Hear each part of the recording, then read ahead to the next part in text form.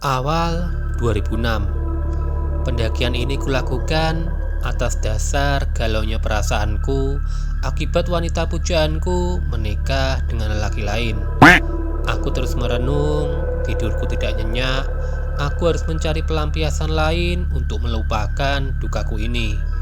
Dan akhirnya aku memilih untuk mendaki gunung, menapaki jengkal demi jengkal perjalanan pendakian Gunung Ungaran seorang diri. Pagi ini aku terbangun dengan kepala pusing akibat baru tidur 2 jam saja. Semalam aku tak bisa tidur dikarenakan dirundung kegalauan yang mendalam akibat seseorang yang aku cintai harus meninggalkanku dan menikah dengan orang lain. Untung saja aku masih kuat iman sehingga tidak melampiaskan kegalauanku dengan hal-hal yang negatif. Merasa masih galau berat, aku pun berpikir untuk mencari cara melepaskan segala beban ini, menjernihkan pikiran dan hati serta bertekad untuk move on. Terlintas akan mendaki gunung saja, karena mendaki gunung adalah hobiku sejak lama. Tetapi hari ini adalah hari Selasa. Teman-temanku yang biasa mendaki bersamaku pasti semuanya sibuk dengan aktivitasnya masing-masing. Ada yang bekerja, ada juga yang masih kuliah. Apa aku berangkat sendirian saja ya? Meski sebelumnya aku juga sudah terbiasa mendaki sendirian, tetapi biasanya aku mendaki di akhir pekan, sehingga masih banyak bertemu pendaki yang lainnya, baik di base camp maupun di jalur. Sedangkan hari ini adalah hari kerja, pasti di gunung akan sangat sepi. Ingat, pendakian gunung waktu itu belum seramai sekarang. Dulu kalau bukan akhir pekan, gunung pasti sangat sepi. Setelah beberapa waktu berpikir, aku pun bertekad untuk berangkat mendaki gunung sendirian. Hanya berbekal tas depek kecil berisi thermal blanket, sarung, beberapa roti, jaket, survival kit, dan rokok. Tanpa tenda, tanpa kompor, dan tanpa perlengkapan lain, aku nekat berangkat menuju ke base camp Gunung Ungaran. Membutuhkan waktu sekitar 3 jam dari tempat tinggalku untuk menuju ke Gunung Ungaran. Aku memilih gunung ini bukan tanpa alasan. Aku sudah terbiasa mendaki Gunung Ungaran, bahkan dulu bisa tiap minggu ke sana. Sudah tak terhitung lagi berapa kali mendaki Gunung Ungaran, dan baru 2 minggu yang lalu aku ke sana. Jadi sedikit banyak aku sudah paham mengenai gunung ini. Dengan menggunakan moda transportasi bis, aku meluncur menuju ke Pasar Jimbaran, titik awal pendakian Gunung Ungaran. Dulu masih jarang transportasi untuk ke base camp Mawar dari Pasar Jimbaran. Kalaupun ada, itu hanya ojek yang tarifnya aku pikir lebih baik untuk membeli rokok ketimbang sekedar untuk naik ojek. Saat di dalam bis, ada seseorang yang duduk di sebelahku. Seorang pria paruh baya dengan pakaian serba hitam. Merasa tak ada urusan dan pikiranku pun sedang kacau. Aku pun tak menggubrisnya hingga dia mengatakan sesuatu kepadaku. "Jika ada hal tidak menyenangkan yang nantinya menemuimu, biarkan saja ya," kata orang itu. "Maksudnya gimana ya Pak?" tanyaku kepadanya. "Kamu pergi dengan hati dan pikiran yang sedang tidak sehat. Berhati-hatilah, semua hanya bisa kamu lalui jika tekad, iman, dan semangatmu tidak goyah," sambung lelaki itu.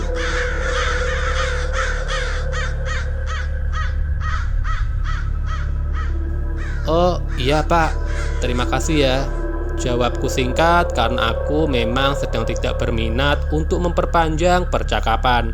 Sebetulnya aku paham apa yang dimaksud orang itu, tetapi karena memang kondisi pikiran dan hatiku saat ini sedang tak karuan, maka aku tak berminat untuk melanjutkan percakapan. Tak lama kemudian orang itu turun dari bis ini. Sebelum turun dia sempat melihatku lalu mengangguk dan tersenyum. Aku pun membalasnya. Beberapa waktu berlalu, aku telah sampai di tujuan, yaitu Pasar Jimbaran. Aku turun dari bis lalu mampir ke warung untuk makan sebelum memulai pendakian.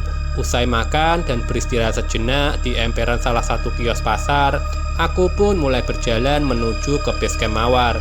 Sepanjang perjalanan dari pasar Jimbaran hingga ke base camp Mawar, tak ada hal istimewa yang perlu diceritakan. Aku hanya menyusuri jalan desa beraspal dengan deretan rumah-rumah penduduk dan lahan pertanian di sepanjang pinggirannya. Setelah beberapa jam berjalan kaki, akhirnya aku sampai di base camp Mawar. Sangat sepi suasana camp Mawar di siang ini.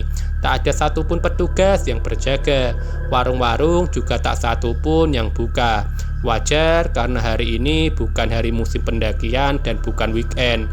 Merasa sedikit penat, aku pun merebahkan diri di sebuah kursi panjang di depan salah satu warung yang sedang tutup. Tak terasa hingga akhirnya aku tertidur di sini. Entah karena kelelahan atau karena memang semalam kurang tidur, siang itu aku terlelap dengan sangat nyenyak. Hingga samar kurasakan ada yang menggoyang-goyangkan tubuhku sembari memanggil namaku untuk membangunkanku. Perlahan aku membuka mata. Mungkin salah satu petugas base camp membangunkanku. Begitulah pikirku. Tetapi ketika kesadaranku telah kembali sepenuhnya, aku sama sekali tak mendapati satu orang pun di sekitarku. Padahal tadi jelas sekali aku merasa ada yang membangunkanku.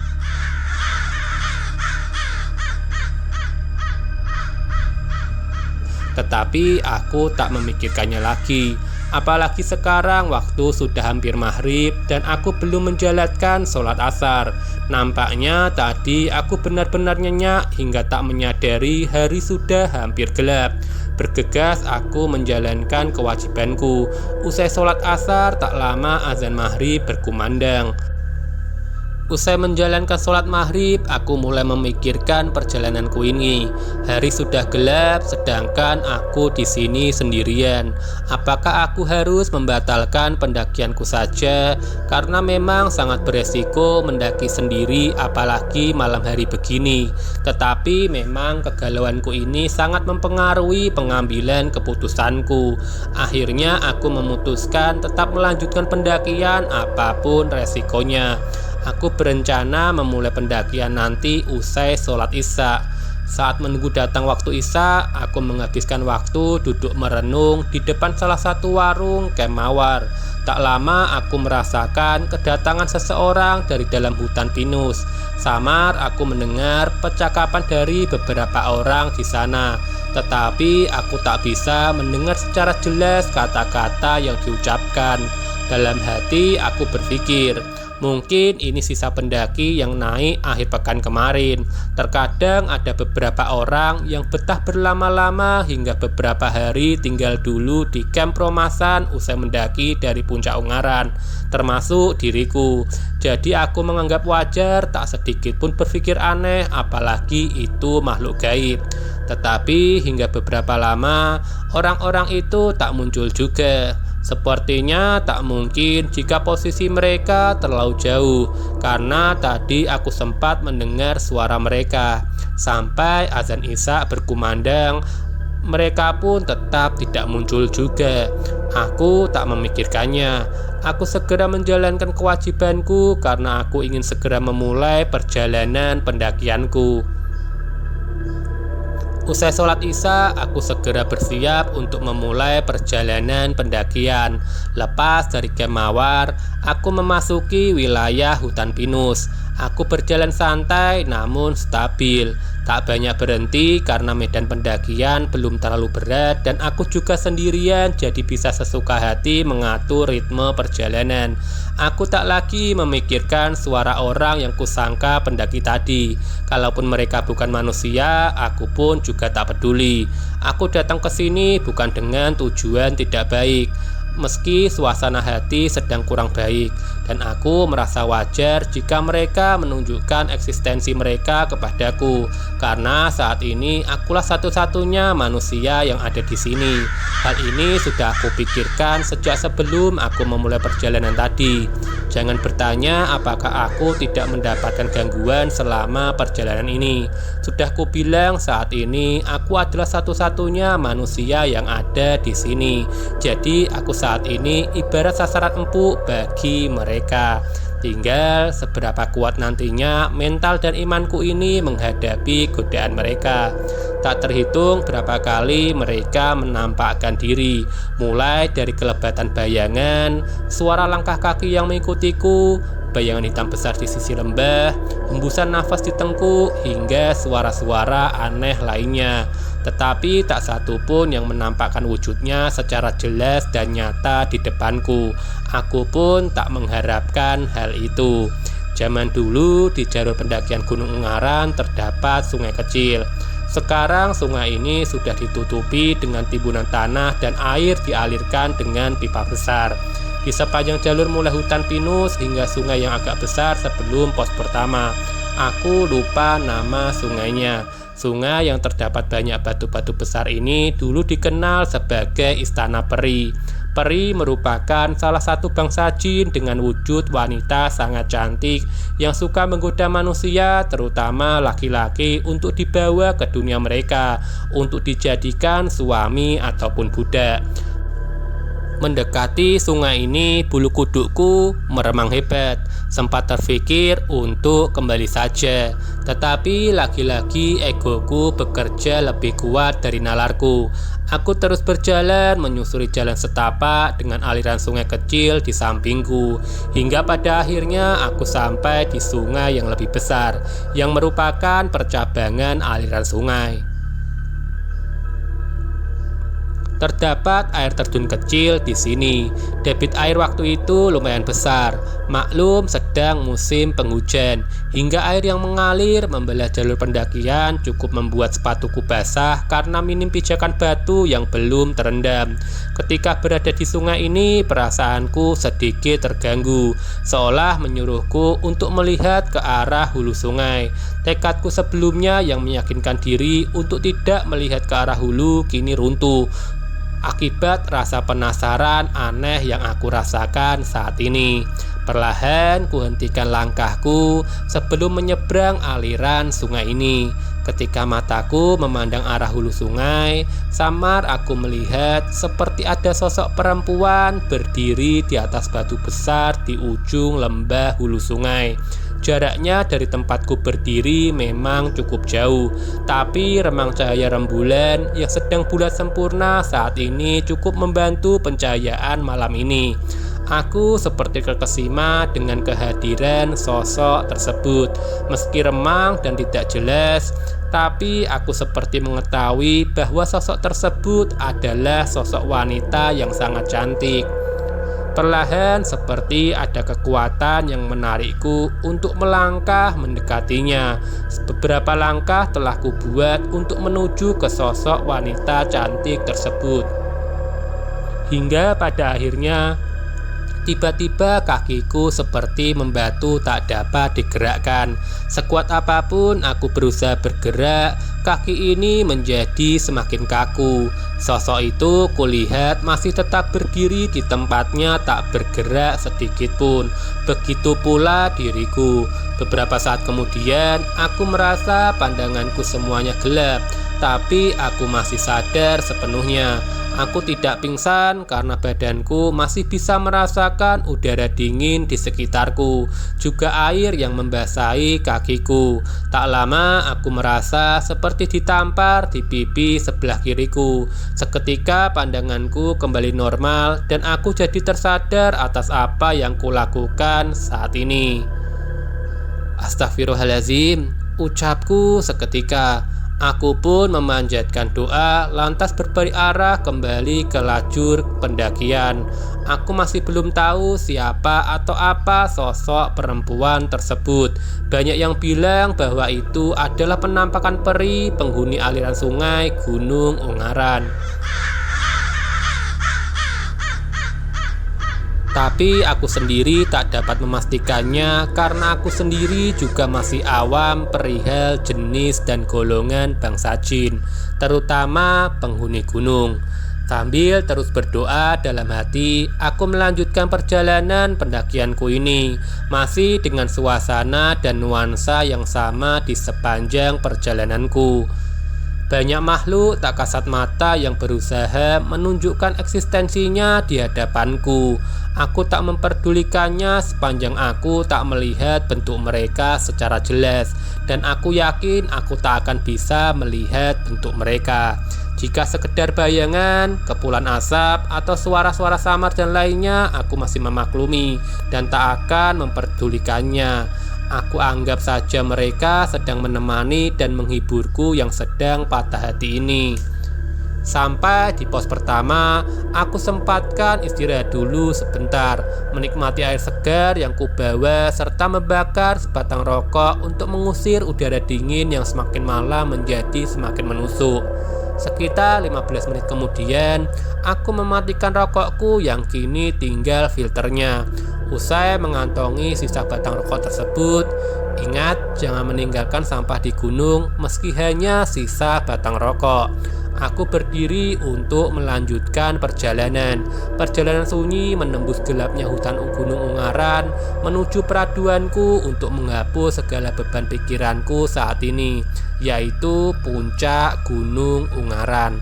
Tak ada hal istimewa yang bisa kuceritakan sepanjang perjalanan dari pos pertama hingga sampai di kawasan kebun teh Peromasan, karena hampir semua kejadian sama saja seperti sepanjang perjalanan sebelumnya, yaitu sepi, sunyi, sendiri, dan mereka yang menemaniku juga sekedar menyapa dengan cara mereka, yaitu memperlihatkan bayangan atau suara-suara aneh saja.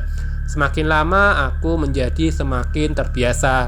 Untuk takut pun aku rasa sudah sangat terlambat, karena jarak untuk bertemu manusia lainnya sama-sama jauh, baik di depan yaitu Peromasan maupun di belakang yaitu desa bawahnya Kemawar. Sesampainya di perbatasan kebun kopi dan kebun teh, aku berhenti sebentar untuk berpikir apakah aku akan langsung melanjutkan perjalanan ke puncak atau mampir istirahat di Peromasan.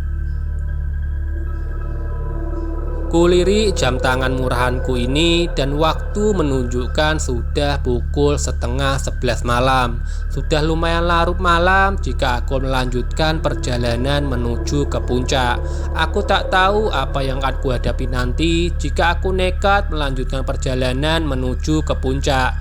Meski jarak dari sini sampai ke puncak sudah tidak terlalu jauh lagi, hanya 1,5 hingga 2 jam perjalanan jika aku menempuh sendiri dengan kecepatan sedang. Tetapi tantangannya jelas lebih berat. Bukan hal mistis atau gaib yang kupikirkan, tetapi resiko fisik lainnya. Mengingat aku saat ini sendiri dan tak ada satupun pendaki lainnya. Jika terjadi sesuatu padaku, pasti tak akan ada yang bisa menolongku. Mempertimbangkan hal itu, aku memutuskan melangkahkan kakiku menuju ke Peromasan. Malam ini aku akan beristirahat di sana dan akan melanjutkan perjalanan ke puncak esok paginya. Di Peromasan, aku beristirahat di salah satu rumah warga yang biasa juga digunakan pendaki lainnya untuk singgah.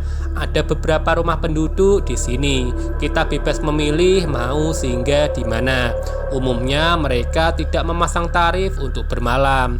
Seikhlasnya kita memberikan tanda jasa akan mereka terima. Terlebih jika mereka membuka warung makan, maka sebaiknya kita membeli makan pada mereka yang rumahnya kita singgahi. Aku memilih singgah di rumahnya Biyung, salah satu warga Peromasan yang sudah sangat kenal dekat denganku. Bahkan aku sudah dianggap seperti anaknya sendiri, saking seringnya kesini dan beberapa kali membantunya dalam hal apapun. Biyung cukup terkaget melihat kedatanganku, karena aku datang bukan di hari biasanya, dan aku pun juga sendirian. Beliau bertanya-tanya mengenai perjalananku dari Mawar sampai Peromasan. Apakah aku baik-baik saja? Apakah tidak ada gangguan dan lain-lainnya? Karena Biyung termasuk warga sepuh di sini. Jadi sedikit banyak beliau juga memiliki kepekaan terhadap sesuatu yang gaib dan mengetahui persis tempat-tempat yang penunggunya paling usil atau paling berbahaya, termasuk sungai yang tadi aku ceritakan. Aku menceritakan kepada Biyung perihal perjalananku tadi. tak kurang dan tak lebih. Usai berbincang sebentar, aku pamit untuk istirahat karena besok pagi aku akan melanjutkan perjalanan menuju ke puncak. Awalnya Biyung sempat keberatan dan melarangku ke puncak sendirian. Tetapi karena memang sudah niatku, maka beliau pun tak dapat melarangku. Beliau hanya berpesan untuk berhati-hati. Jika keadaan tidak memungkinkan, sebaiknya kembali saja ke Peromasan. Aku pun mengangguk menandakan setuju dan berjanji bahwa aku akan menjaga diri supaya tidak terjadi hal buruk di perjalananku nantinya. Pagi menjelang, usai menunaikan kewajiban subuh, aku sempatkan ke Sendang Peromasan yang dikenal dengan nama Sendang Pengilon. Sendang ini merupakan sumber air utama bagi warga Peromasan dan sepanjang aliran airnya nanti. Sendang ini tak pernah berhenti mengalir. Airnya jernih, bersih, dan segar. Di sendang ini juga terdapat semacam pesanggerahan untuk ritual-ritual khusus yang dilakukan di waktu tertentu. Aku membersihkan diri di sendang ini sekaligus mengisi persediaan air minum untuk kubawa ke puncak nanti. Usai sarapan, masakan istimewa dari Biyung yaitu nasi sayur tumis labu siam yang dipanen dari kebun samping rumah Biyung. Aku sempatkan berjalan-jalan dulu di sekitar Gua Jepang yang ada di salah satu bagian kebun teh Peromasan. Aku memang tidak buru-buru untuk segera melanjutkan perjalananku karena jarak dari sini sampai ke puncak sudah dekat. Menikmati suasana sepi dan tenang di sini ketika tak banyak orang memang rasanya berbeda dibanding saat ramai di musim pendakian. Aku lebih leluasa untuk menghirup udara sejuk di Gunung Ungaran, mengisi penuh paru-paru ini dengan udara bersih, dan mengisi kedamaian jiwa ini dengan suasana sunyi dan tenang. Menjelang siang, aku berpamitan dengan Biyung dan Kakung, yaitu suami Biyung, untuk melanjutkan perjalanan ke puncak Ungaran. Sepanjang perjalanan pendakian menuju puncak, sesekali aku masih disapa penghuni asli Gunung Ungaran, baik yang memiliki jasad fisik yaitu binatang liar seperti monyet, lutung, ayam hutan, dan lainnya, maupun yang gaib seperti suara-suara orang bicara, suara langkah kaki, sentuhan manja, maupun tiupan nafas di tengkuk. Memang jin itu tak kenal waktu jika ingin berinteraksi, tak peduli siang maupun malam, terutama jika keadaan sepi seperti ini. Jika ramai, jangankan siang, malam pun mereka kadang tak berani. Apalagi jika orang yang datang memiliki iman yang kuat, sopan, dan sangat menghargai tempat yang didatangi dengan tidak mengotori atau merusaknya. Apapun yang mereka lakukan saat ini, aku juga tak memperdulikannya. Aku sudah terbiasa dengan kehadiran mereka sejak perjalananku semalam. Apalagi saat ini siang hari, aku jauh lebih berani. Sampai di puncak Bayangan 2, sekitar beberapa ratus meter dari puncak Banteng Rider, puncak tertinggi Gunung Ungaran, aku bertemu seseorang yang sedang duduk di sebuah batu di samping jalur pendakian. Nampaknya dia sudah lama duduk di situ, sejak sebelum aku sampai. Terlihat dari beberapa puntung rokok yang dibuang di depannya, sebuah tindakan yang tidak patut untuk dicontoh. Aku sempatkan menyapanya ketika aku hendak melewatinya, karena aku tidak berniat berhenti untuk istirahat di sini. Tetapi jawaban dia justru menyuruhku berhenti dulu untuk menemaninya. Baiklah, aku mengiyakan ajakannya. Toh aku memang sudah lama berjalan. Sejak dari pos 2 aku belum berhenti sama sekali. Selain itu aku pun penasaran kenapa dia juga sendirian sepertiku. Apakah dia penduduk desa di bawah sana atau pendaki juga sepertiku? Dari mana, Mas? Ucapnya mengawali percakapan. Khas pembuka percakapan antar sesama pendaki. Dari sini, Mas. "Lah, sampeyan dari mana kok sendirian juga?" Jawabanku sekaligus balik bertanya. "Oh, saya situ saja. Iya, memang saya sendirian. Selalu sendirian. Kebetulan sampean kesini. Jadi saya bisa mencari teman." Ucapnya sedikit aneh. Tak ada yang aneh dengan orang ini sebetulnya. Aku lihat secara fisik dia tak ada kejanggalan. Kakinya menapak tanah. Pantatnya pun sempurna menempel di batu yang didudukinya. Pakaiannya biasa, celana panjang, baju kaos hitam polos, dan sandal jepit merek Swallow.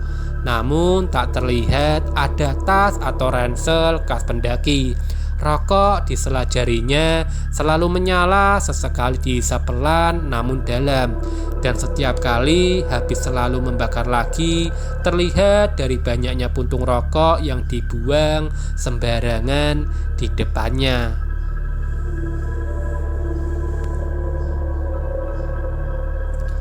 Cukup lama aku berbincang dengannya. Aku sendiri lupa apa saja yang kami bicarakan. Jadi kutuliskan yang bisa kuingat saja. Kira-kira seperti ini. "Sampean gak perlu memikirkan hal yang sudah jelas tidak bisa membuat sampean senang. Relakan saja dan lakukan hal lain yang lebih baik," ucap pria itu. Aku sempat bingung bagaimana dia bisa mengetahui isi pikiranku saat ini. Aku tak menjawab ucapannya tersebut. Aku hanya terdiam melihat jauh ke arah puncak membelakangi orang itu. Sudah, sepertinya cukup. Kalaupun aku mengajak sampeyan, sepertinya ada yang tidak memperbolehkan. Jadi sampeyan hati-hati saja menjalani yang ingin sampeyan jalani. Aku pun menoleh kepadanya, hendak menanyakan sesuatu kepadanya. Tetapi ketika pandanganku mengarah ke tempat dia duduk tadi, ternyata orang itu sudah tidak ada. Begitupun sisa puntung rokoknya juga lenyap tanpa bekas. "Hah? Ternyata setan," ucapku dalam hati. Tapi tak apalah, setidaknya dia tidak mencelakaiku dan menunjukkan bentuk yang tidak menyeramkan, serta apa yang dia ucapkan dan pesankan padaku juga hal yang baik. Jadi aku tak ambil pusing, apalagi ketakutan dengan kejadian barusan.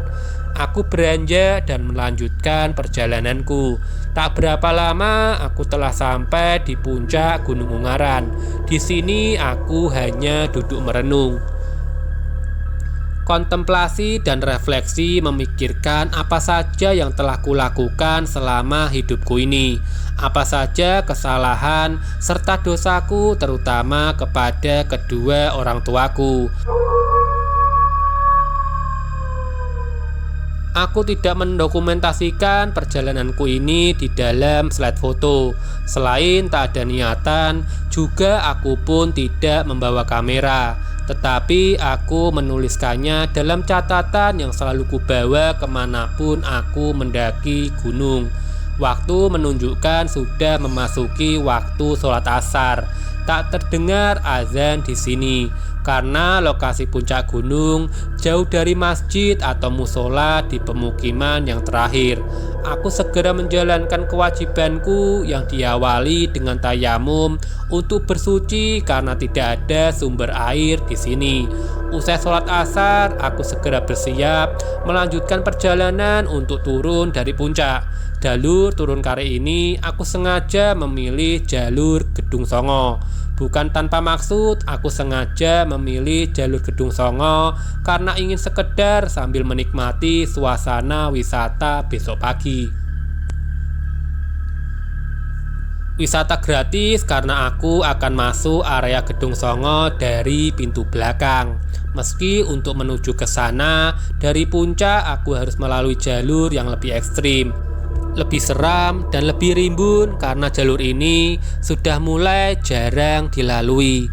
Bahkan saat ini di tahun 2021, jalur Gedung Songo kabarnya sudah ditutup total dari jalur pendakian karena lebih berbahaya. Tak banyak membuang waktu, aku segera beranjak menuju arah jalur Gedung Songo. Dari Puncak Ungaran, aku mengambil arah barat daya tepat di seberang jalur naik dari kebun teh Promasan. Awal jalur pendakian, aku melalui hutan rimbun dan turunan curam dengan sudut kemiringan hampir 90 derajat. Dengan bantuan akar tanaman, akhirnya aku bisa melewati jalur curam tersebut tanpa kesulitan yang berarti. Turun melalui jalur Gedung Songo bisa aku tempuh selama kurang lebih 4 jam berjalan normal. Tetapi karena aku saat ini sedang mengejar waktu, maka aku mempercepat langkahku dengan sesekali berlari jika medan jalur pendakian landai atau datar. Aku tak mau kemalaman di jalan. Bagaimanapun juga, aku tetap manusia biasa yang memiliki rasa takut. Jika bisa menghindari waktu malam, waktu di mana mereka banyak beraktivitas, kenapa tidak? Begitulah yang ada di pikiranku. Di awal jalur ini terdapat banyak pohon besar dan usianya mungkin sudah ratusan tahun. Dan di antara belantara ini pula aku bisa merasakan banyaknya penghuni yang mungkin juga merasakan kehadiranku. Tak segan mereka berusaha menampakkan diri di depanku, baik di bawah pohon, gelantungan di dahan, maupun di antara semak belukar yang sangat rimbun. Namun tak satu pun yang terlihat jelas bentuknya. Hanya sekedar bayangan hitam atau putih yang ketika aku balas melihat justru menghilang. Aku tak memperdulikannya. Aku hanya terus berjalan, kadang berlari supaya bisa segera sampai di tujuanku kali ini, yaitu di Gedung Songo. Tapi secepat apapun aku berlari, aku tetap memiliki batas kemampuan fisik. Hingga petang menjelang, aku belum juga sampai di area Gedung Songo. Gelap mulai merayapi sisi bumi ini, dan mata-mata yang tadinya terpejam kini mulai menampakkan tatapannya. Tatapan yang mengarah ke satu-satunya sosok fana yang berada di dalam belantara ini, yang dengan kebodohannya seolah menguji kemampuan nyalinya yang ternyata telah berada di ambang batasnya. Aku sempat menjalankan sholat maghrib terlebih dulu. Apapun situasi dan kondisinya, sebagai umat manusia yang memiliki iman, kita harus tetap menjalankan kewajiban. Sungguh bukan hal mudah beribadah dalam situasi semacam ini. Bermacam godaan berusaha menggoyahkan kekusukanku saat menghadap ke hadapan ilahi.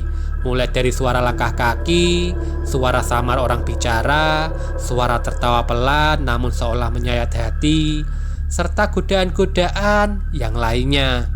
Sejatinya jin juga termasuk umat Allah yang memiliki kewajiban beribadah kepadanya. Namun di antara jin tersebut juga ada yang membangkang, tidak mau beribadah, suka menggoda manusia supaya iman manusia ini goyah. Tidak takut kepada Allah, tetapi takut kepada mereka hingga pada akhirnya tunduk dan menjadi pengikut jin yang sesat. Golongan jin tersebut biasa disebut sebagai setan. Usai menjalankan sholat maghrib, aku bergegas melanjutkan perjalananku ini. Entah sebuah keberuntungan atau sekaligus kesialan, sejak dulu aku memang memiliki kepekaan atas kehadiran mereka. Namun aku tak pernah bisa melihat bentuk mereka secara jelas, terutama bentuk-bentuk yang menyeramkan. Paling hanya mendengar suara atau sekedar melihat bayangan samar. Tetapi jika mereka muncul dengan menyerupai bentuk makhluk fana secara jelas, aku dapat melihatnya, namun tak bisa merasakan bahwa mereka adalah makhluk gaib. Seperti saat bertemu seseorang saat perjalanan mendaki sebelum sampai puncak tadi. Semakin lama aku berjalan, aku merasakan mereka seolah semakin banyak yang mengikutiku. Tak bisa dipungkiri, kini rasa takut semakin merayapi seluruh sanubariku. Aku seolah semakin terpengaruh dengan godaan godaan-godaan mereka. Hingga ketika aku sampai di kawasan Sabana, di mana lokasi Gedung Songo sudah semakin dekat. Aku merasakan langkahku semakin berat. Aku seperti merasakan kelelahan yang luar biasa. Padahal aku tidak membawa beban berat seperti pendaki pada umumnya. Dengan bersusah payah, aku terus berusaha melangkahkan kakiku ini. Sampai pada suatu ketika, aku merasakan seluruh tubuhku ini lemas dan jatuh terduduk. Dalam kondisiku saat ini, aku memejamkan mata, berusaha memusatkan pikiran dan konsentrasi diiringi doa yang kupanjatkan dalam hati. Kini aku merasakan seluruh badanku panas yang seolah membakar. Berusaha semakin keras melawan kondisi ini. Aku semakin merasakan kesadaranku kian memudar. Hingga pada akhirnya aku tersadar seperti dikelilingi banyak sekali orang berdiri memandangku yang terbaring tak berdaya ini. Mereka hanya memandangku. Tak berapa lama, entah apa yang terjadi, mereka semua tiba-tiba pergi seolah ketakutan dan aku pun kembali sadar sepenuhnya. Aku melihat sekelilingku, berusaha berorientasi dengan tempatku saat ini. Aku melihat senterku tergeletak di tanah persis di sebelahku. Di sekitarku hanya gelap. Samar kulihat hamparan padang rumput dan beberapa pohon di sana. Suara azan samar ku dengar terlontar dari pelantang musola atau masjid di bawah sana. Nampaknya sekarang sudah memasuki waktu sholat isya. Dan dengan terdengarnya suara azan, artinya kini aku sudah tidak terlalu jauh dari pemukiman terdekat. Alhamdulillah ya Allah, berkat izinmu aku masih bisa mendengar suara azan.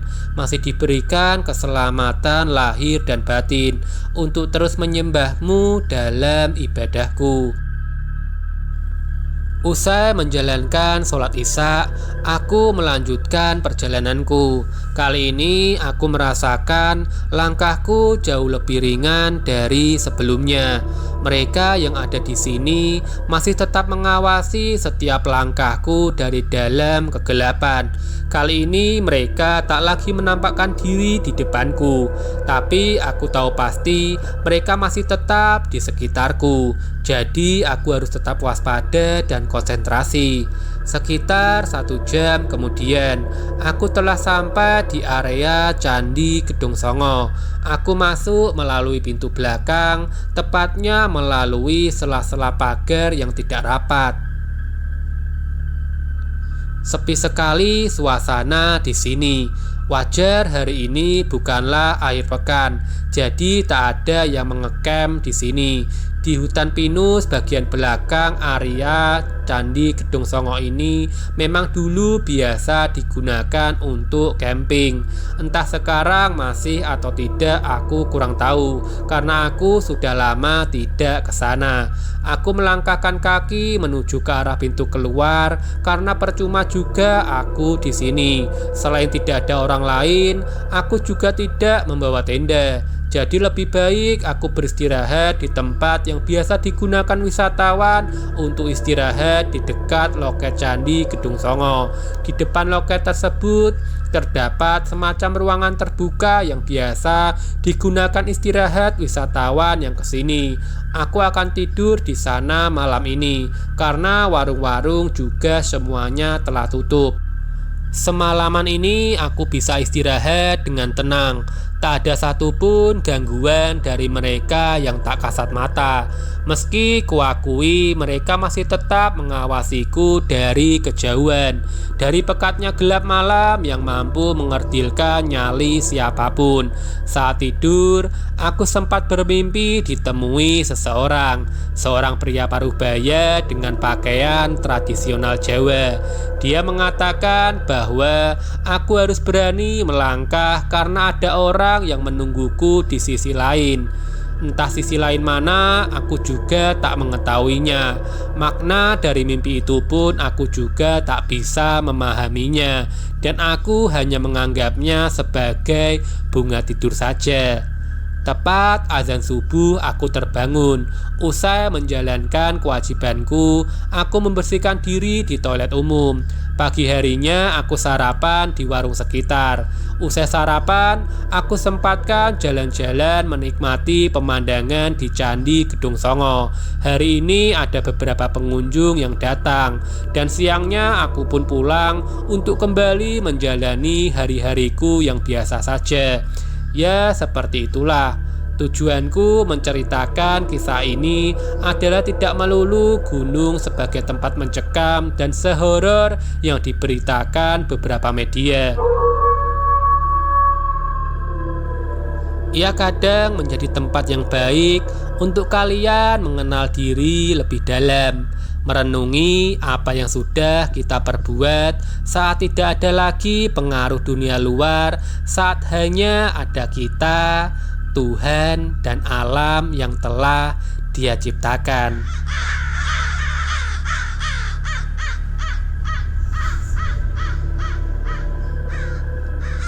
Sekian cerita misteri kali ini. Nantikan selalu cerita-cerita misteri selanjutnya. Akhir kata, salam ketakutan.